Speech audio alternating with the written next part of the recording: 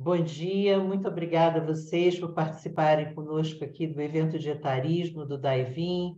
O Daivin é uma organização de mais de 20 anos trabalhando para a divulgação de diversidade no mercado segurador, no Brasil e no mundo. Eu vou apresentar agora para vocês um vídeo sobre o Daivin.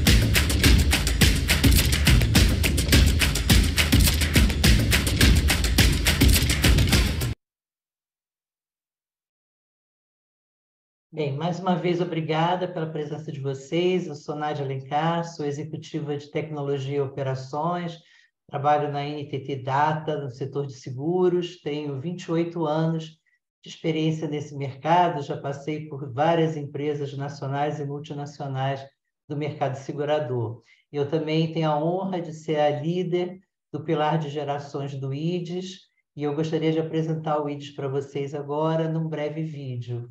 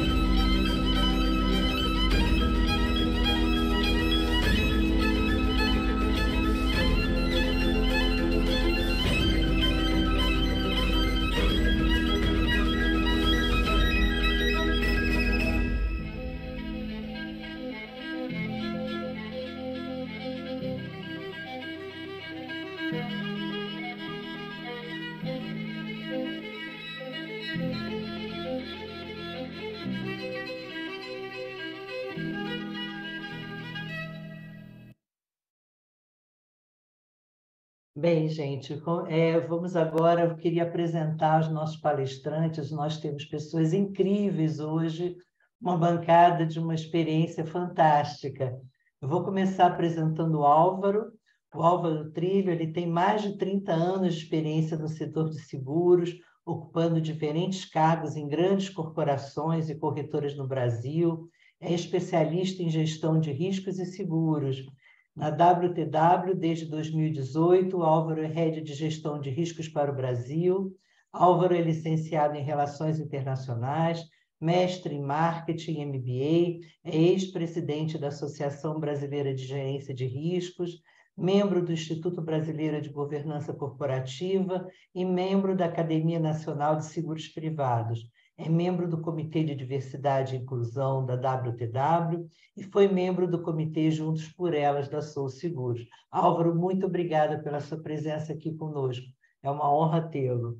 Agora eu gostaria de apresentar a Cristina. A Cristina Ayashi, ela possui mais de 25 anos de experiência atuando nos principais frentes de transformação da cultura, desenvolvimento organizacional, fusões e aquisições, formação da liderança, programas de equilíbrio e bem-estar, entre outros. É membro dos comitês executivos do Brasil e da América Latina.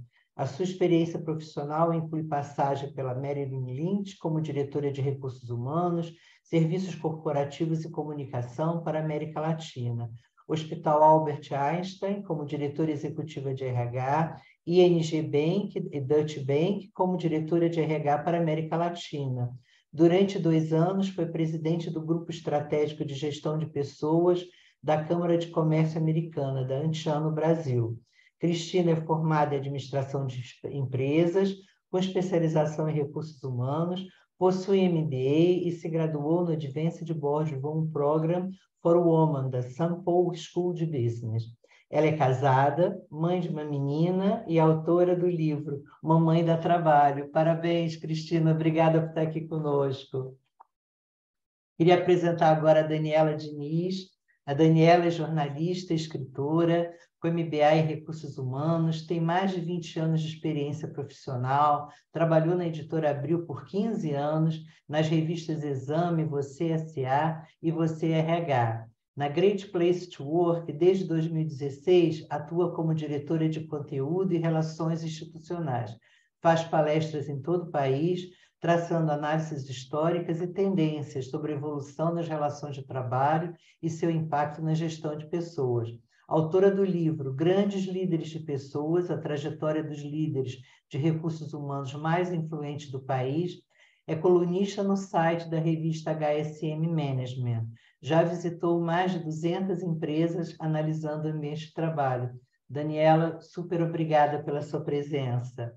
A Eduarda Tênis. Eduarda é embaixadora da Sou Segura, é defensora da causa de etarismo e equidade de gênero, tem 52 anos, 37 anos de experiência no mercado de seguros, formada em Geografia e com MBA em Gestão de Pessoas pela FGV. Atualmente, Placement Leader da Marsh Brasil, além de responsável pelo relacionamento da Marsh com o mercado segurador.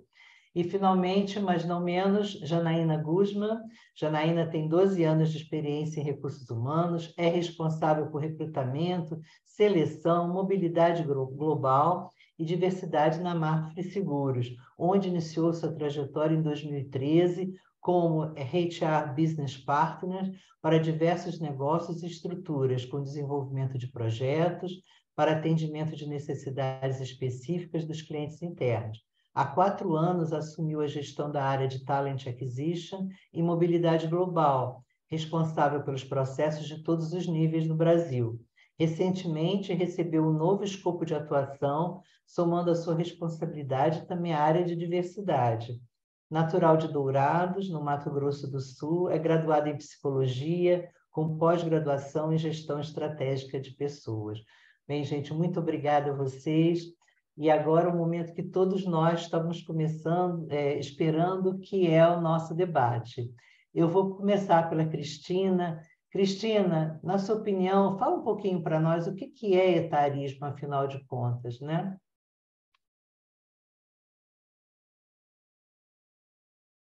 Seu microfone está fechado, Cris. Obrigada, Nádia, que evento incrível, quanta oportunidade que a gente está tendo de aprender, tanto pessoalmente como profissionalmente. Fico super feliz de começar esse debate e respondendo uma pergunta básica, né, que é entender os temas que estão embaixo do mundo da diversidade. Então, a primeira coisa é, de fato, a gente se munir de conceito, né, entender de onde ele vem e o que significa esses desafios todos que a gente está enfrentando. O etarismo é mais um tema que afeta toda a sociedade dentro desse contexto da diversidade que, né, meus colegas vão abordar aí lá para frente. É muito simples a definição, Nádia. O etarismo é o preconceito ligado à idade, independente de que idade for. Então, é muito simples e muito presente hoje no dia a dia, principalmente na sociedade e nas empresas também. Quem pratica essa discriminação supõe que uma pessoa com uma certa idade, de novo, sendo ela qual for, perde habilidade e competência e ganha deficiências e fraquezas. Quer dizer, você olha o outro na sua idade, imagina aquela idade, e, portanto, já decorre sobre você a opinião e a crítica de que aquela pessoa não tem a habilidade ou a competência necessária e, portanto, tem deficiências e fraquezas. É isso. Ele mostra, na verdade, essa tentativa de imputar esses valores negativos na diferença das pessoas, entre as pessoas, e em vez de perceber que, na verdade, é o valor que as pessoas têm que é muito mais importante. Então, essa é a definição do etarismo. O preconceito com jovens ele é mais teórico, ele é menos factual, mas com os velhos é muito mais verificável, né? Os jovens é mais difícil de você ver casos de preconceitos mais práticos, mas com os mais velhos você vê isso acontecendo com muita frequência, né? A questão tem evoluído muito com o tempo. A gente não via no passado discussões como essas e a gente hoje consegue acompanhar painéis como esses que nós estamos tendo hoje, que nos dá muita clareza, e muitas dicas. Os meus colegas vão dar muitas dicas para quem está assistindo, muitos insights de como combater e entender esse fenômeno, de alguma forma, que está hoje emergindo na sociedade como nem um debate, sempre existiu. Mas a gente, quando hoje olha as empresas, a gente vê que os dados demográficos eles não mentem. Em 10 anos, a gente sabe que 30% a 40% da população de funcionários com empregos formais, em média, estarão saindo das organizações. E se a gente olhar essa tendência no futuro, você tem uma invasão de conhecimento, você tem um problema de sucessão, você tem desafios como, por exemplo, a sabedoria, a experiência, o networking que essas pessoas construíram, tudo isso vai embora com essas pessoas. Então, nós temos uma pressão, uma emergência organizacional que precisa ser endereçada. As empresas precisam criar essa cultura real que valorize os mais velhos e para que eles possam ter a chance, inclusive, de continuar ofertando as suas competências, a sua maturidade nesses ambientes. De novo, o painel que segue vai dar muitas dicas, mas sobre a perspectiva pessoal, eu acho importante, né? Eu acho que a gente conversa pouco sobre isso e traz essa carga do passado, da experiência de cada um, que é lançado acima do seu julgamento sobre o outro, né? Eu já passei por situações muito interessantes. Quantas vezes eu já ouvi pessoas me dizendo, na sua idade, não se usa cabelo tão comprido, por exemplo. Isso é algo que eu ouvi com muita frequência e ouço ainda. Fica mais elegante, talvez você usar um cabelo mais curto, né? Você já não é tão jovem. Eu já ouvi, e a gente sabe, assim, te chamo de você, eu chamo de senhora. Também acontece que, às vezes, eu entro numa loja, uma atendente me oferece uma roupa mais conservadora, que supõe que o meu estilo é um estilo mais velho, sem antes perguntar meu estilo. Então, isso são coisas que você vai vendo, que são quase que micro expressões de um preconceito, na verdade, né? As pessoas falam, nossa, você parece tão jovem, né? Você nem parece a idade que você tem. Aí eu fico perguntando aqui, como que uma pessoa de 55 anos deveria parecer, né? Qual é a cara de uma pessoa de 55 anos, que é a minha idade? Então, a gente enfrenta isso e de fato, eu não tenho, acho até engraçado, isso não levo isso a mal, mas você vê que você, quando tem dentro das organizações esse tipo de pronunciamento, ele vem munido de um preconceito com relação à competência, à inovação, com relação à sua capacidade, seus skills, as suas habilidades, né? Então, para eu terminar, eu queria só trazer mais um conteúdo com relação ao que eu entendo, e a gente tem estudado muito, né, principalmente quem está nesse painel estudou bastante esse tema, o etarismo passa a ser e é um reflexo de uma sociedade que tem medo do velho, na verdade, né? É uma questão muito difícil de você lidar com a consciência da morte, da finitude da vida, que é um tema aterrorizante para todos nós, né? Então, os velhos lembram os mais jovens que nós todos vamos um dia morrer. Isso incomoda demais. Então, quando a gente é jovem, a gente nem pensa na morte. Eu tenho uma filha de 14 anos, tenho certeza que ela acha que vai viver eternamente, né? Mas em algum momento essa compreensão vai chegar para ela. Então, a pessoa mais jovem, de alguma forma, tem essa dificuldade e a gente precisa, através de painéis como esse, trazer essa consciência para todos nós, a partir do mesmo momento que o jovem traz essa habilidade com a tecnologia, uma geração mais preparada para encarar mudanças, etc., o mais velho traz a paciência, a sabedoria de ensinar e como lidar com as angústias e as ansiedades da vida moderna. Então, você tem esse equilíbrio do jovem e do velho, que são extremamente importantes, e é por isso que nós estamos aqui hoje para discutir esses temas. Muito obrigada pela pergunta e continuo à disposição. Cristina, excelente resposta, muito obrigada. E é impressionante o que você falou, né? O medo da morte, e na realidade o etarismo não deveria ser um preconceito, porque todos nós estamos envelhecendo, nós estamos caminhando para ser o 6º país com o maior número de idosos, né? Já temos 55 milhões de pessoas com mais de 50 anos, então é uma realidade que todos nós deveríamos estar preparados para viver. O envelhecimento é o contrário da morte, né? Mas será que o etarismo realmente afeta todo mundo igual? Você falou dos cabelos, né? E realmente é um ponto interessante. As pessoas implicam com o cabelo comprido nosso. O que você acha, Eduardo? Você acha que afeta homens e mulheres da mesma maneira? Ou é mais pesado com a gente? Eu acho que há impacto para todo mundo, né? Acho que eu tenho dedicado muito tempo ao conhecimento da matéria, a tudo que vem sendo divulgado sobre etarismo, e eu chego à conclusão que sim, e muito recentemente comecei a acompanhar um pouco o desafio dos homens, acho que há impacto. A sociedade olha de forma diferente para homens e mulheres, né? Então a gente ainda vive numa sociedade onde há o aspecto do sexismo, a questão de separar homens e mulheres ainda de alguma forma.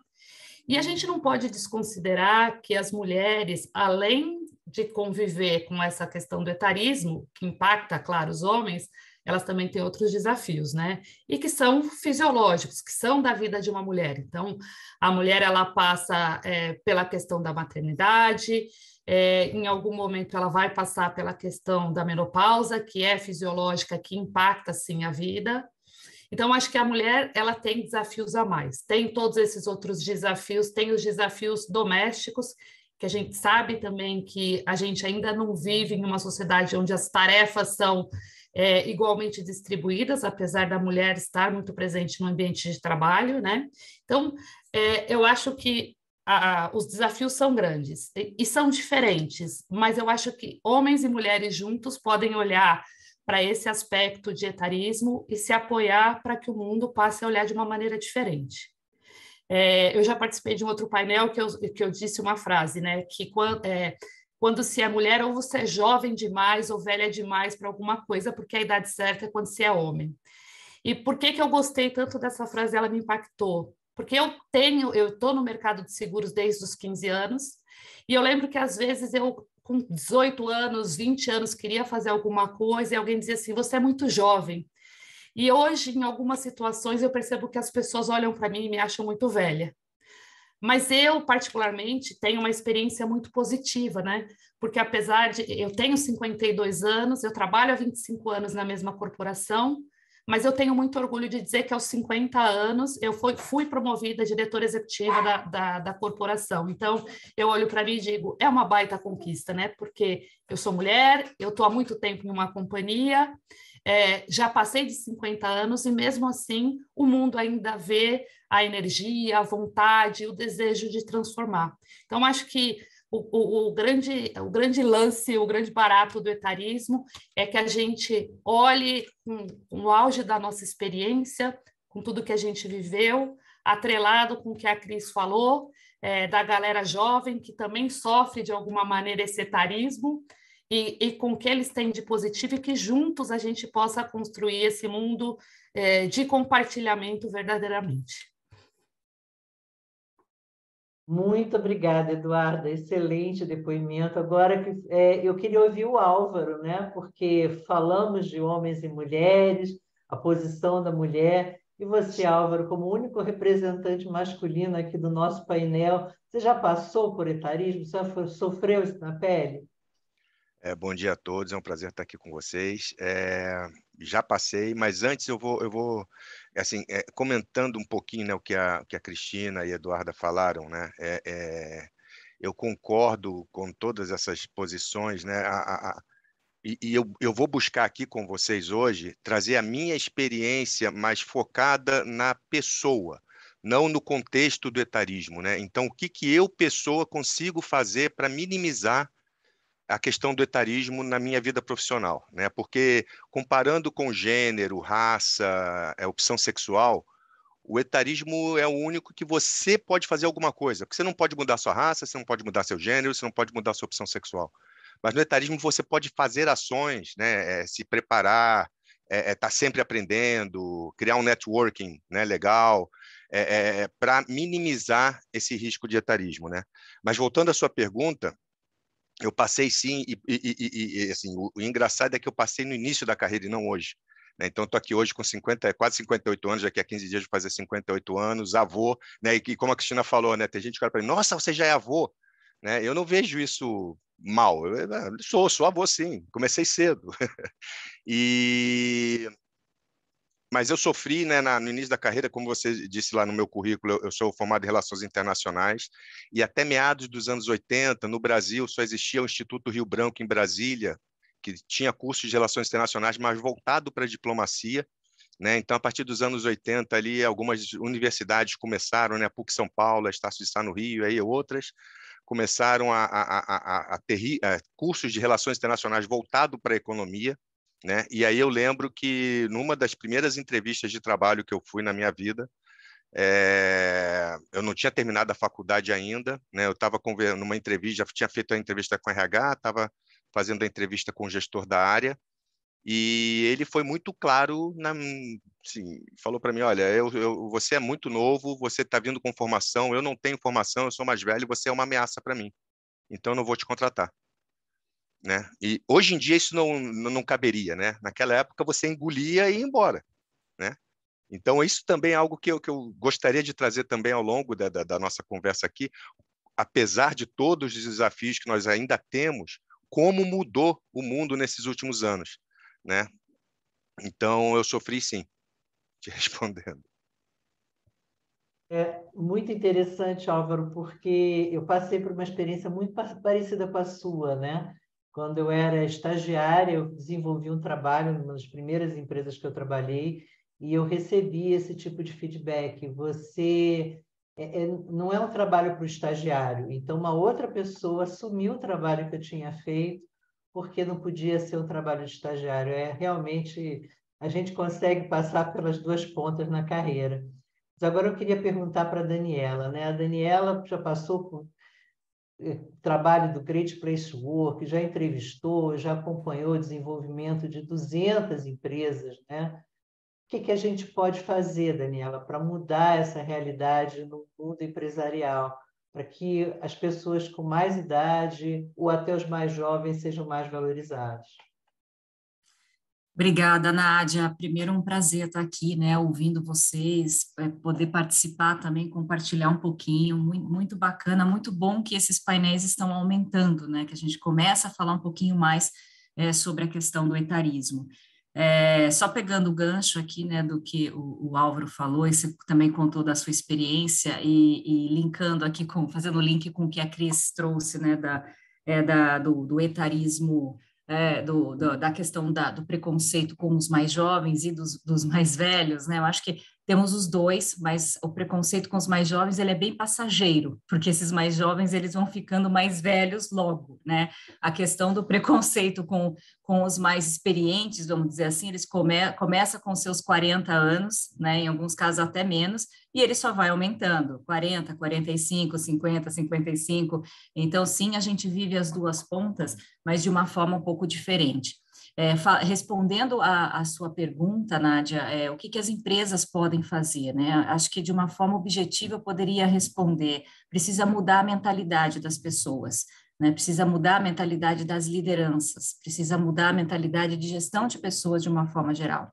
Acho que esse é o grande ponto. A gente foi, durante anos, educado sob um modelo mental, muito pautado numa relação industrial, numa vida e carreira linear, em que você tinha ali um tempo de crescimento na carreira muito linear, muito hierarquizado, né? Então, você tinha os 20 anos primeiro da sua vida em que você se dedicava ao estudo, né, fazia ali a sua graduação, o seu curso técnico, a sua pós-graduação, acreditávamos que esses 20 anos iria garantir a nossa empregabilidade para os próximos 35 anos e, portanto, você não precisa fazer muita coisa, a não ser seguir o fluxo da organização, e lá, né, como eu sempre brinco, né, e falo, lá no além da aposentadoria é que eu vou aproveitar a minha vida. Então, lá, depois dos 55, 60 anos, é que eu vou aproveitar a minha vida. A gente foi educado dessa forma. Todos nós, né, vivemos sob essa ótica muito repetitiva, linear, processual, previsível, de vida, que foi se traduzindo no ambiente corporativo. Então, o ambiente corporativo, ele reproduz esse padrão de vida, né? Eu nasço, eu estudo, eu caso, eu trabalho e depois eu aposento e lá eu vivo, tenho qualidade de vida. Então, a gente viveu nesse mundo, né, e ainda isso é algo que ressoa, né? Primeiro a obrigação, depois a diversão. Primeiro eu cresço na carreira a qualquer custo e depois eu tenho dinheiro para isso, para aproveitar a vida. Acho que a gente está passando por um momento de desconstrução desses modelos, né? E aí entra a questão da diversidade de todas as formas. A Eduarda trouxe muito bem aqui a questão de gênero. Acho que a gente, no Great Place to Work, a gente trabalha já há algum tempo as questões de diversidade e percebe que a de gênero, ela é a mais madura dentre as diversidades, porque começamos a falar mais tempo, embora a gente tenha ainda muito caminho para correr, né? Então, a gente não está ainda numa equidade no mundo ideal, mas ela é a mais estruturada, é a mais madura. E qual é a menos? Né? A menos é justamente essa que a gente está tratando aqui, do etarismo, né? Então, a gente está aí numa construção disso dentro das empresas, criando ali, buscando reconhecer práticas de empresas que estão trabalhando melhor isso, e aí trazendo, né, o ponto final aqui da resposta. Uma forma é a mentalidade, a outra é criar realmente políticas e práticas, que é o que a gente vê em algumas organizações que já trabalham essa questão mais fortemente, né? E aí que políticas e práticas são essas, né? Desde as políticas de contratação, muitas empresas criando aí seus programas de 50 a mais, né? Isso era algo que não existia. A gente percebe dentro do histórico da nossa pesquisa das melhores empresas para trabalhar no Brasil, que lá atrás uma prática considerada modelo das melhores empresas era a criação da prática preparação para a aposentadoria. Então, você chamava todo mundo que tinha lá seus 48, 50, 52 e colocava ali, dava treinamento financeiro, chamava a família, e isso era consultoria psicológica, ia preparando essa pessoa, que eu falo, né, para a porta de saída, né? Então, isso era considerado uma prática muito positiva. Quando a gente olha para a nossa pesquisa hoje, a gente percebe uma diminuição dessa prática dentre as melhores empresas para trabalhar e um aumento da prática de contratação de sêniors. Então, você percebe a mudança, né, que a gente vem percebendo, é que essas empresas, elas vêm acompanhando a demografia, obviamente que não no mesmo ritmo, né, a gente tem um delay. Então, se eu olhar para a nossa demografia atual, pegando só como base as 150 melhores empresas para trabalhar no Brasil, e são dados do ano passado, a gente fechou a pesquisa de 2022 agora, então eu não tenho os dados ainda, nem poderia divulgar, mas a população de 45 a 54 anos nessas empresas, nas melhores empresas para trabalhar no Brasil, elas representam apenas 11% da força de trabalho, né? E se você vai para 55 mais, são 4%. Se a gente olha esses mesmos números em 2006, era 9% e 2%, respectivamente. Então, a gente cresceu um pouquinho, mas não cresceu na mesma proporção. Então, primeiro você tem uma desconstrução aí de modelos mentais, mudar essa mentalidade e depois aplicar isso em práticas reais para mudar. E um dos exemplos que eu trago é esse, né? Muda o conceito, eu preparo para a porta de saída e eu convido para voltar, eu convido para trabalhar comigo. Nossa, super obrigada, viu? Eu queria pegar a tua resposta e emendar na Janaína, né? Porque a Janaína tem uma responsabilidade incrível, porque ela é responsável de montar um pilar de diversidade numa empresa centenária. Como é que é isso, Janaína? Conta para gente como é que é ser líder de montar, organizar, levar essa nova cultura para a Mafra Seguros, ou você quiser expandir para o mercado de seguros como um todo.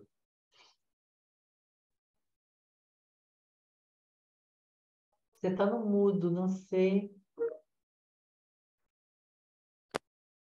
Me ouvem? Agora sim, agora sim. Agora sim? Então tá bom. Bom dia a todos. Eu acho, na verdade, que é um desafio, né? Um desafio e tanto, e trago até inicialmente um pouco da desconstrução que todos os colegas já falaram, mas quando a gente fala em etarismo, todo mundo já vincula as pessoas com mais idade e esquece dos mais jovens, né? Claro, a gente tem muito mais programas, oportunidades para os jovens, mas eu vejo o preconceito muito velado ainda no jovem, né? Como algumas pessoas já falaram aqui, é o estagiário, eu não posso levar o trabalho de um estagiário, ou é muito nova para estar numa reunião só com diretores, e assim por diante. Então, eu vejo de uma forma que, para o jovem, parece que a gente enxerga como natural esse tipo de fala, e para quem é mais velho, a gente talvez já tenha criado esse mindset de se assustar um pouco mais ou de doer mais aos ouvidos.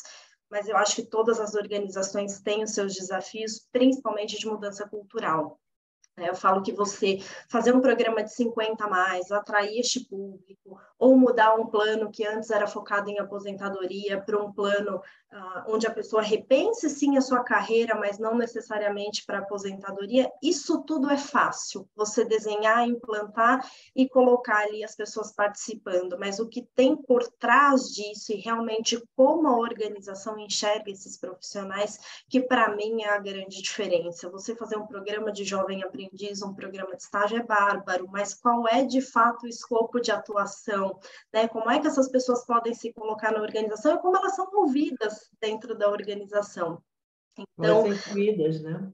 Exatamente, exatamente. Então, eu vejo que desenhar o programa é fácil, difícil é, de fato, colocar gerações diferentes para trabalhar, porque também trazem histórias diferentes, pontos de vista diferentes, que, na minha opinião, precisam ser encarados como positivos, né? Precisa unir todas essas visões para que, de fato, as organizações possam aí crescer. Mas também acho que é um pilar que não dá mais para nenhuma organização fugir, né? Como foi a questão de gênero, e tantos outros, não dá mais para a organização fugir de olhar para isso e combater de todas as formas os seus preconceitos, né? A gente, inclusive, tem algumas metas na Mafre, né? Aí falando um pouquinho de organização, metas que são globais em torno de todos os pilares da diversidade, e a questão do etarismo é uma delas. Então, inclusive, eu acompanho aqui no Brasil o índice de promoção por gerações, um índice de mobilidade na carreira, um índice de saída por idade, né, por gerações, para que, de fato, a gente possa avaliar e atuar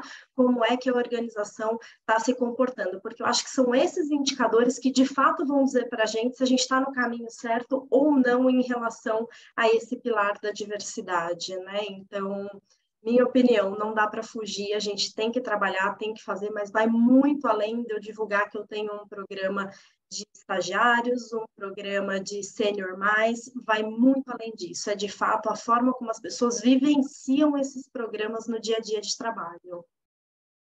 Gente, genial. Eu estou adorando estar aqui com vocês, porque cada um de vocês é um professor, é uma aula que eu estou recebendo. E agora eu queria deixar uma pergunta aberta e que todos vocês podem responder, né? Nós falamos aqui, a Janaína acabou de nos falar que criar o programa é fácil, né? Agora, mudar a cabeça das pessoas, mudar essa cultura que é o grande desafio. E aí eu queria ouvir de vocês, o que a gente pode fazer de forma concreta para que esse preconceito não se perpetue, né? Então, eu deixo a pergunta aberta para que todos vocês possam responder. Quem gostaria de começar? Olá. O que eu penso é que a gente cada vez mais tem que trabalhar para evitar crenças limitantes, né? Então, acreditar que alguém, ou assumir que alguém não possa fazer alguma coisa por uma característica. Então, é olhar para um indivíduo e achar que, porque ele tem mais de 50 anos, ele não pode fazer, ou ele não quer fazer. Eu acho que a gente tem que, como executivo, como liderança das companhias, ouvir as pessoas, né? Então, perguntar, você gostaria de fazer isso? Qual é o seu objetivo? Então, não limitar ninguém por alguma característica que a gente está olhando. Não é a idade, não é a questão do sexismo, não é nada que define. O que vai definir é a vontade, a energia, é o quanto aquela pessoa está a fim de fazer alguma coisa.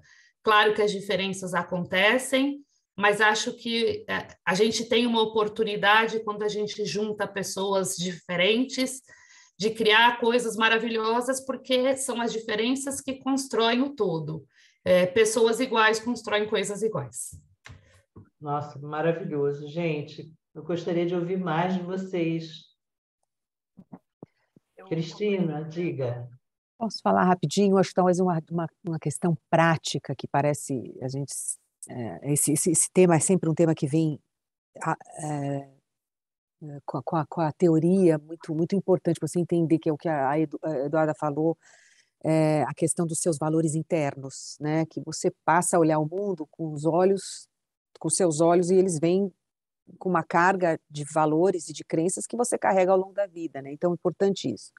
Então, a sua pergunta é como que, tá bom, sabendo disso, como que a gente, nos ambientes que a gente trabalha, como a gente pode influenciar? Eu acho que eu, estando em RH, por exemplo, a Daniela falou dos programas de aposentadoria, que sempre tem uma via de duas mãos, porque se você tem um programa de aposentadoria, você talvez force a aposentadoria, que não necessariamente é o que a empresa está buscando, o funcionário está buscando. Então, você tem também empresas que criam uma regra de corte, da regra dos 60, por exemplo, que é uma regra que soma o tempo de carreira mais a idade, e nessa regra você não pode mais ficar na organização, você precisa sair. Então, ao mesmo tempo que esses programas ajudam a essa fase, que é uma fase transitória da vida, que eu acho excelente, eles também podem ser muito nocivos, porque eles criam uma cultura de curva forçada, quase que uma curva forçada, em que você exige que as pessoas saiam numa certa idade, o que é quase olhar a idade e a experiência como um passivo e não como um ativo. Exatamente. E isso é muito relevante, muito relevante. Você, na verdade, a experiência, a sabedoria, conhecimento, networking, que isso também é importante, é um ativo que as organizações deveriam fazer uso disso, e não necessariamente um passivo na qual você força a saída. Acho que isso é um tema.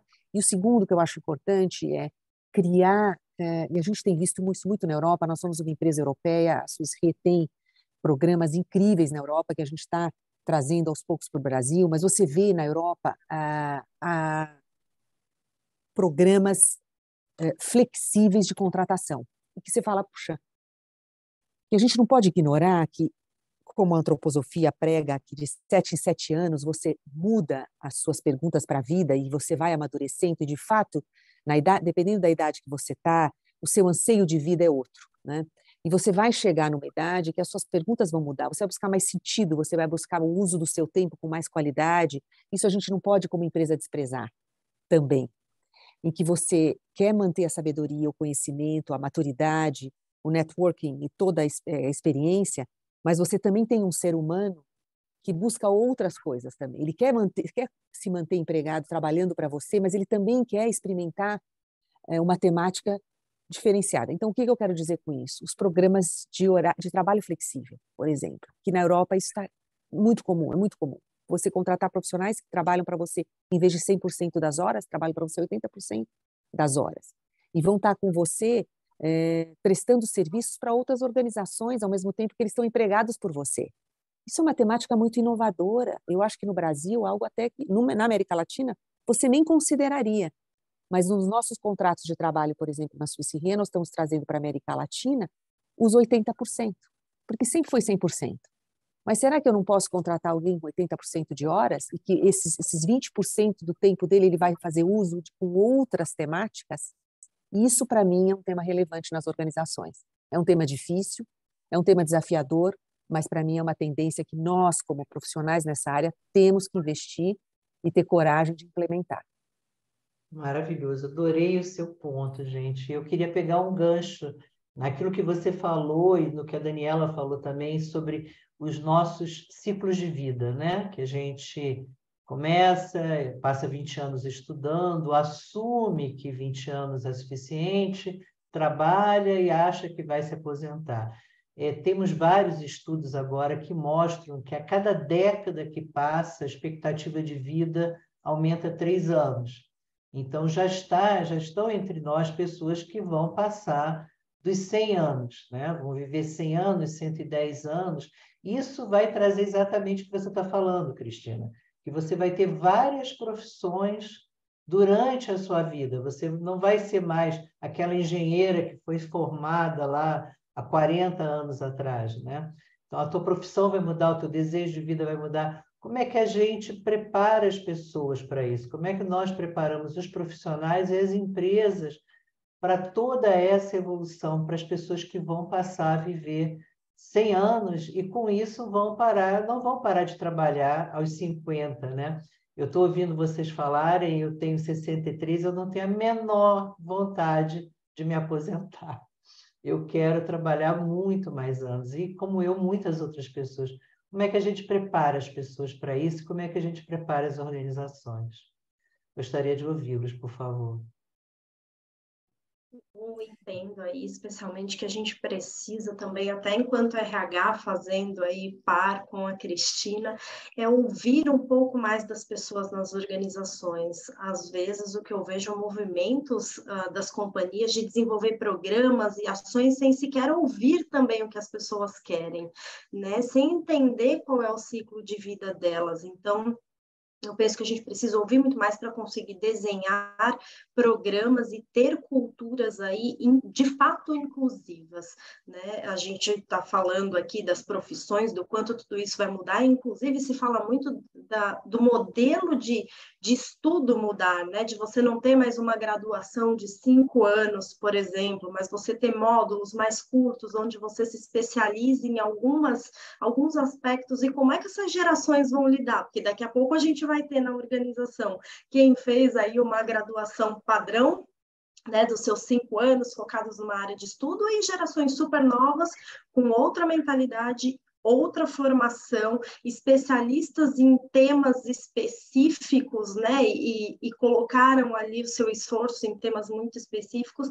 Então, eu entendo que a gente tem que trazer muito mais debate, muito mais conversa, muito mais rodas, onde essas pessoas, de fato, possam trazer as suas contribuições, né, talvez tirar o gesso desses programas tão certinhos, né? Tão começo, meio, fim, é um pós-carreira, é um plano de aposentadoria, talvez ele não queira, talvez sim, vai chegar na fase dos 50, 55, ele quer repensar a sua carreira, assim como uma pessoa de 20, 25, às vezes repensa. O que eu, enquanto organização, posso ofertar para essa pessoa? Eu posso ofertar um coaching, algum programa onde ele tenha rodas de conversas com profissionais que passaram pelo mesmo movimento para ajudá-lo a tomar decisões, a caminhar. E aí a Cristina trouxe um aspecto importantíssimo que a gente, enquanto MAFRA, enquanto empresa europeia, também vê, né? A flexibilidade do trabalho. Por que eu tenho que ter o meu profissional 100% aqui? Talvez não é este mais o modelo, né? Nem agora, e quem dirá daqui a alguns anos. Então, o que eu busco propor sempre é que, de fato, a gente ouça as pessoas, né? Só enquanto organização, enquanto RH, começar a desenhar sem entender qual é a real necessidade, muitas vezes a gente cria programas fadados a morrer, né? Ao longo do tempo. Não, perfeito, Janaína. Eu acho que é muito por aí. Eu gostaria de saber se alguém gostaria de contribuir mais um pouquinho sobre Álvaro, por favor. Eu gostaria, em cima daquilo que a Daniela falou lá atrás, né, que nós nascíamos, estudávamos, né, depois fazíamos alguma especialização, trabalhávamos, criávamos família, aposentávamos e íamos viver, né? E complementando, trazendo isso para que a Janaína acabou de falar, né, as empresas, né, a gente está discutindo aqui como as empresas devem mudar, como as empresas devem agir para essa mudança, né, e respeito ao comunitarismo e com todas as outras diversidades, né?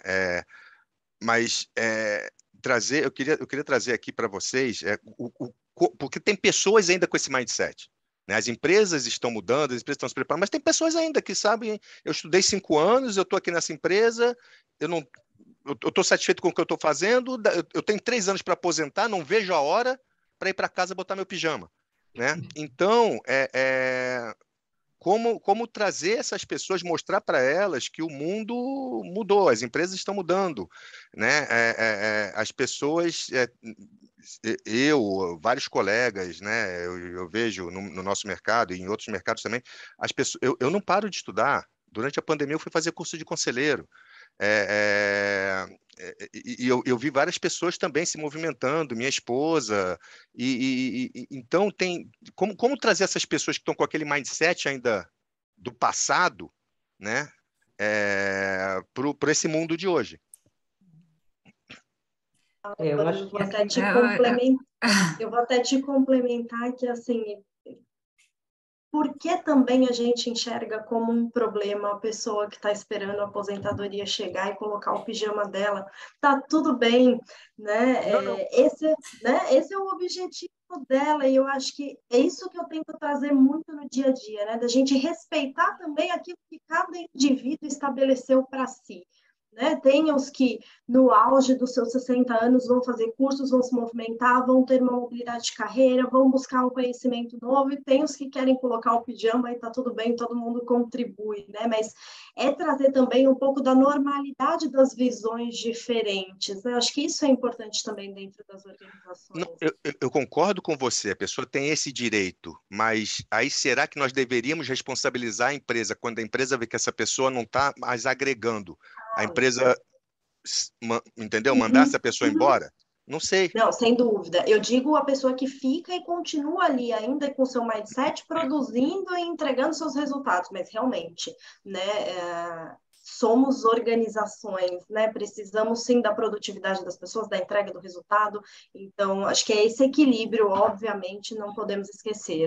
Na última empresa que eu trabalhei, tinha um colega que estava 35 anos fazendo a mesma coisa, mas com muita qualidade. E ele estava satisfeito, a empresa estava satísfeita e beleza.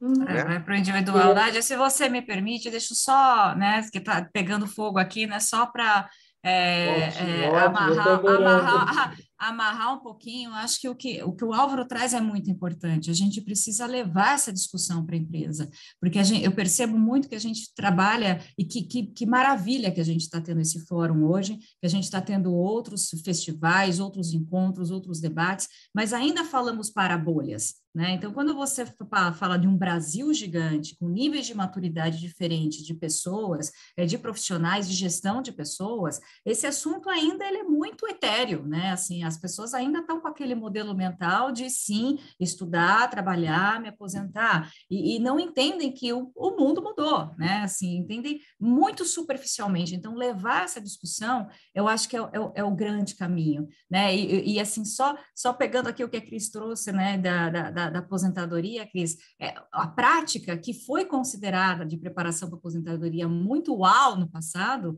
ela está caindo na pesquisa justamente por as empresas não considerarem tão uau mais, né? Então, se percebe essa mudança e a introdução dos contratos flexíveis. E sim, que na Europa é muito mais, né? Você tem casos aí de empresas chamando seus aposentados para trabalhar em projetos específicos em squads, né? Boeing, Michelin, você tem BMW, que traz seus engenheiros para trabalhar em projetos específicos, ali por contratos de hora, e ótimo saber que a sua empresa também já faz isso aqui, né? Porque ainda é muito raro.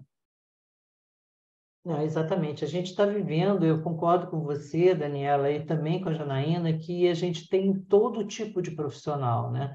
Nós temos o profissional que se formou e que acha que ele vai se aposentar e que tudo bem fazer o mesmo trabalho, e também temos os profissionais que estão em mudança, estão entendendo que esse mundo está mudando, né? Mas o que eu queria perguntar para vocês é como levar esse pensamento da mudança, né? Agora não me lembro, acho que foi a Janaína que falou sobre a universidade, os cursos universitários vão mudar. Hoje, para se fazer um curso, montar um curso universitário, às vezes são 10 anos, para você preparar material, preparar os instrutores. Então, o conhecimento que você recebe já está 10, 15 anos defasado. Então, tudo isso está mudando muito rápido, né? Como é que a gente leva para dentro da empresa, até para os profissionais mais jovens, essa conscientização de que não dá mais para ser do jeito que era, né? Porque essa mudança cada vez vai ficar mais rápida. E aí a gente evita o que existia antigamente da morte aos 40, né? Você fazia 40 anos e a empresa considerava que você era incapaz.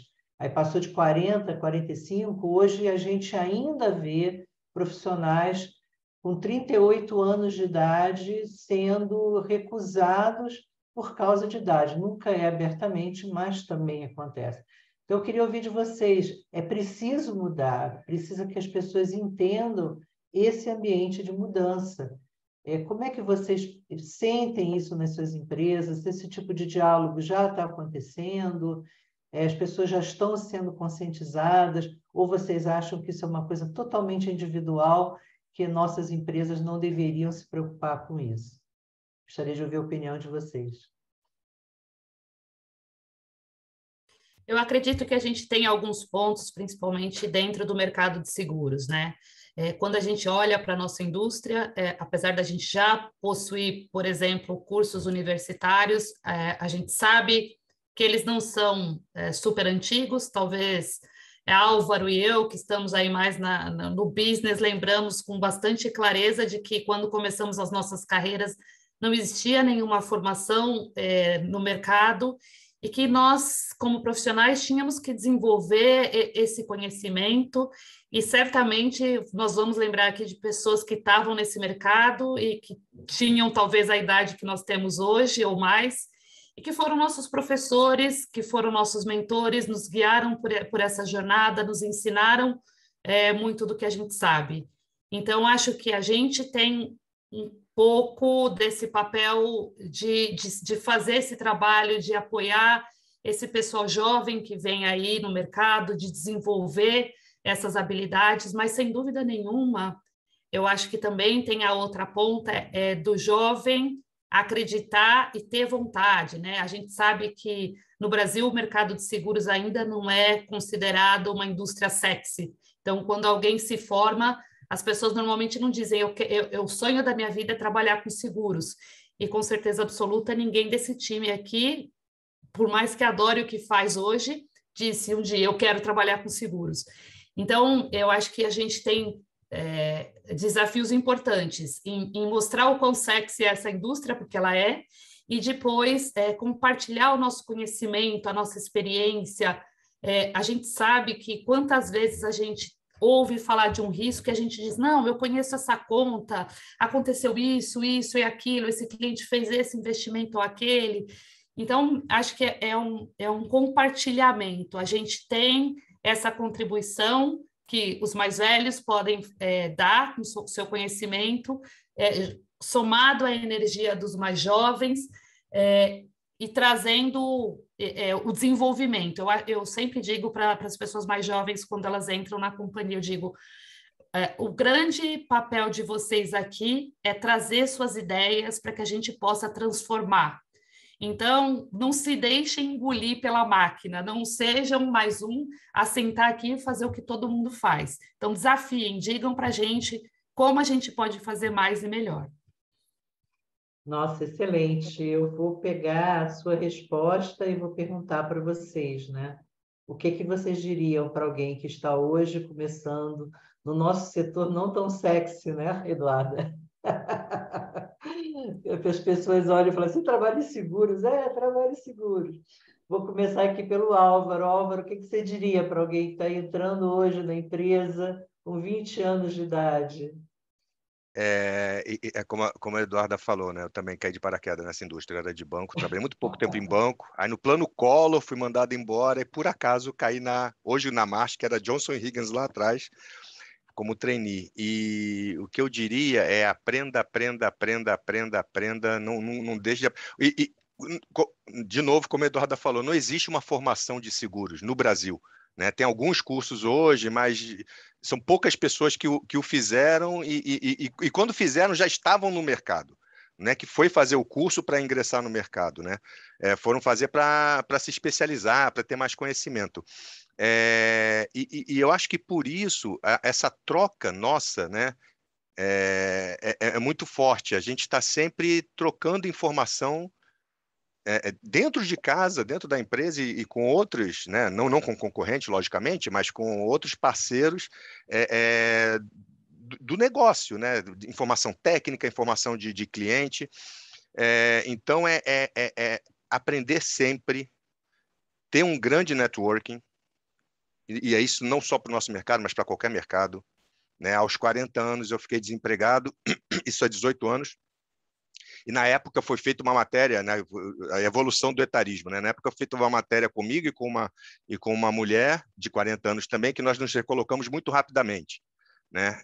E hoje, há um mês e pouco, saiu uma matéria no Estadão de pessoas de 50 anos no mercado de trabalho, se recolocando no mercado de trabalho. Então, o etarismo, né, a evolução, né, desse tema. Até me perdi aqui agora, mas... aprender e criar um networking, ser ético, isso é também para a vida, para qualquer coisa que você vai fazer, né? E botar muita energia em tudo que você faz. Né? Sabe que eu gosto de dizer uma frase para as pessoas jovens que trabalham comigo. Não se preocupa, tem algumas coisas que só o tempo ensina. Daniela, você gostaria de contribuir? Embora não seja do setor de seguros, né, nunca trabalhei, minha carreira toda foi em redação na Abril e há 6 anos estou no Great Place to Work, né, então o que eu posso dizer, eu acho que vale para qualquer setor, para qualquer segmento, para qualquer formação, na verdade, né, estude muito, leia, seja curioso, né, assim, pergunte, não tenha medo de perguntar. E também não fique preso àquilo que você se formou como primeira graduação, né? Aquela pergunta, o que você vai ser quando crescer, não faz o menor sentido hoje, porque eu posso ser tantas coisas, né? Eu posso mudar de área, mudar de função. Eu mesma fiz uma transição de carreira, foram 15 anos clássica no jornalismo, redação, fechamento de revista, passando de repórter a editora-chefe, e migrei, né? Fui para o Great Place to Work, uma consultoria, criei uma uma área ali dentro, saí, fui morar fora, voltei, fui fazer outras coisas, conhecimento que eu adquiri, que continuo usando, outros que foram reciclando, outros que eu tive que desaprender, o tal do desaprender, aprender, reaprender, a gente entende só depois de mais velho. Então, para os mais jovens, é isso, faça pergunta, estude, leia muito, né? Eu acho que a gente tem hoje uma geração